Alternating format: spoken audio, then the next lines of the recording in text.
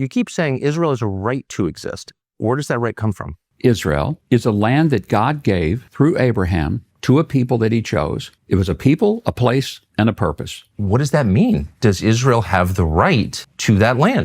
It would be fine if they took it all. Look at the absolute absurdity of the question itself. But going back to his question about why does Israel have the right to exist? Well, it comes from the exact same place as every other country on the face of the planet. And yet for some odd reason, maybe because we're Jews, right? We all know the reason. Israel is the only one that's scrutinized. It's the only, literally the only sovereign nation where people seriously stroke their chins, right? And they sit around drinking overpriced coffee in Geneva and they're debating if it should be even allowed to be on a map. There are historical arguments. You can bring up, archaeologists digging up ancient coins with, Hebrew stamped on them for 3,000 years to prove that, guys, we were there first, which we were. But then there are these religious arguments that, the Bible was this promised land and the covenants and all that. Again, it's fine. And there's legal arguments, which is like politicians absolutely love to talk about because it sounds smart. Balfour Declaration, the UN partition back in 47, the British Mandate. You could stack all these history books and these legal documents and argue until you're blue in the face. But the simplest answer, the actual